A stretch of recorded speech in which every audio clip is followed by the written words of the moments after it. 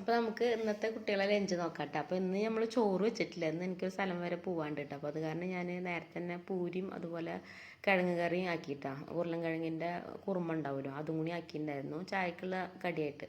അപ്പോൾ ഞാൻ അതന്നെ അതിന് കൊടുത്തയക്കുന്നത്, വേറെ ചോറും കറികളൊന്നും വെച്ചില്ല കേട്ടോ, അന്ന് കുറച്ച് തിരക്കായ കാരണം. പിന്നെ ഇവർക്ക് ഇത് ഇഷ്ടം കേട്ടോ, മൂത്താൾക്കാണെങ്കിൽ ചോറാണ് ഇഷ്ടം. മൂത്താൾ പിന്നെ ഇന്നലെ അങ്ങോട്ട് പോയി, അപ്പോൾ ഇവർക്ക് രണ്ടാൾക്കും ഇത് മതി എന്ന് പറഞ്ഞു. അപ്പോൾ ഇത് രണ്ടാളും കൊടുത്തയക്കുന്നത് കേട്ടോ.